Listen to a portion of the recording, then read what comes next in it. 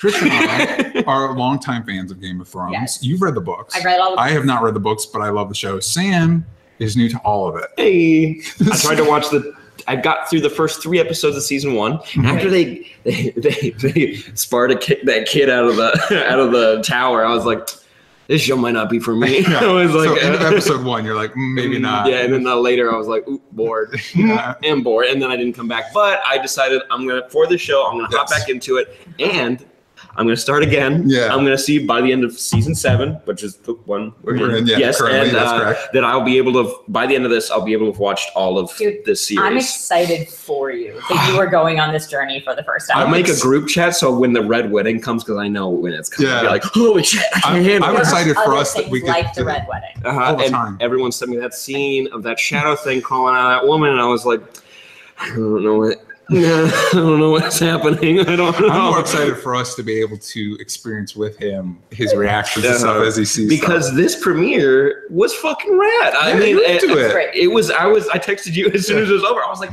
shit. Actually, there was like, even for not knowing any connections between any characters, I thought like I got connected to like the moment with the Hound, which Trisha and I started talking about. I'm like, oh wait, this might be more fucked up than I'm like really understanding. Well, because Sam's like, the Hound's a great guy. Yeah, such a good dude. It's like, well, all right, hold on a second on that. Hold that thought. And then they did the sum up after, and I was like, oh, yeah, he's responsible for this. I'm a big believer that if a show does its job, you should be able to jump in at any point and kind of understand the relationships. Because I didn't start watching Breaking Bad until mid to the end of season 3, and I watched this one episode, and I'm like, this is so amazing. And in that one episode, I was able to not necessarily know everything, but kind of understand the relationships to the point where I was like, I'm in.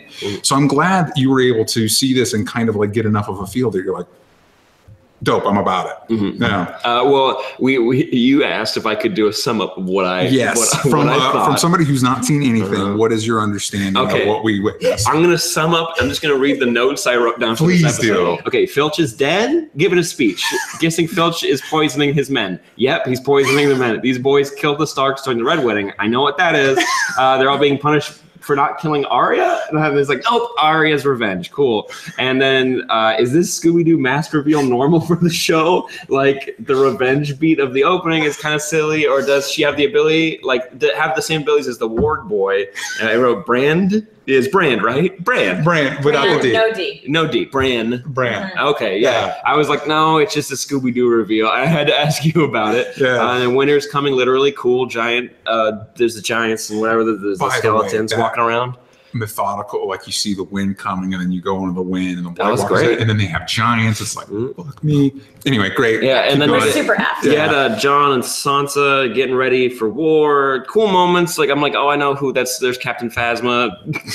I shouldn't describe it as that. And then like I'm like, cool, they're getting ready for it. Sansa seems mad. I don't know what's happening. And then you get to Cersei, and I'm like, wait, I swear to God, Jaime died. But I'm like, wait, Jaime the actor looks just like Ned Stark to me, and I was like, I can't fucking keep track. And I'm like, and as soon as they said both the Starks were dead, I'm like, I fucking can't keep track of any of these motherfuckers. And then, so we apparently Tyrion and Daenerys married, or they did some bunch of kids died. Not sure. Scoundrel shows up. He's a pirate, and he's being super creepy. I kind of hope he dies within the next couple episodes. And then we got to my favorite character. I wrote, I'm sorry, I know this might be insensitive. I said larger boy from earlier is working in a library. And then I was like, his name is Sam. And this is the Citadel. And I was like, from the trailer, I was like, oh, this place looks fucking rad. Favorite part of this episode is him, you know when sitcoms, when sometimes they start to edit like sounds together and they make a song, like Scrubs did it a lot.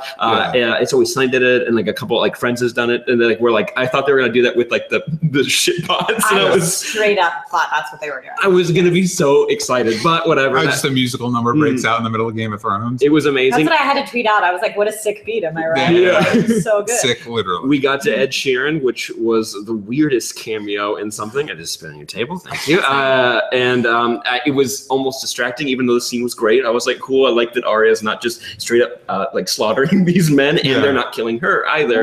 But at the same time, I'm like, surprisingly sweet. It was. Well, I hear rumors say that this season they're going to focus a lot more on the common folk that live in Westeros, since we've been focusing primarily on the noble houses. People the with major names. players are being affected.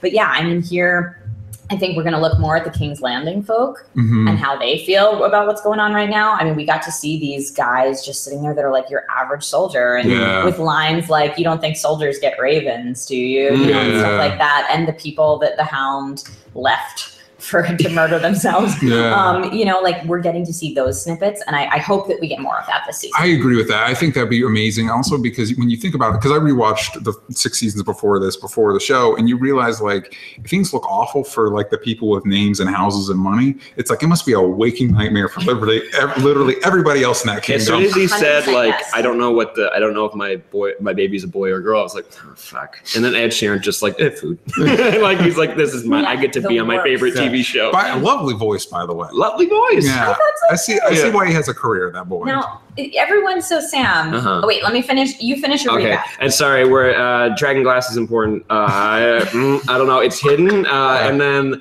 I was like the Daenerys and her crew, where they blessed flew. They took their boats to some place, and I was like, well, is this the Citadel? Is this Dragonstone? It's like, no, it's not the Citadel. And I just loved the music during that scene. I'm like, this is obviously important. I just have no idea. And I'm like, wow, this is a really nicely prepared kingdom. Whoever left this here, and then it ended. I'm like, okay, I guess she's gonna kill some people. That actually, I have a question for you once we get to that. But what were you gonna say? I forget what I was going to say, so go ahead. But you asked like, would I get back into it after this episode? That was a question you wrote in our doc, and I'm like, yes, I think this was a fucking phenomenal premiere for any TV show, period. And so I am very interested to at least go watch the previous episode to see where we got from here. Because also I know I just missed the Battle of the Bastards. And it sounded very cool. And also, if you like the musical cue here, the end of this last season has the best music the show has ever made. And I listen to that song just when I have downtime. I'll just play. I'm like, so good. So good. Cool. Well, that's just a short little snippet of our conversation about the first episode of season 7. If you would like to see the rest of it, go to patreon.com/onlystupidanswers, and that'll be the $15 plus tier, and you can see this conversation plus a ton of others, so much content. So be sure to check that out, and thank you guys for joining us and checking out our YouTube channel. Do it. Love you. Bye.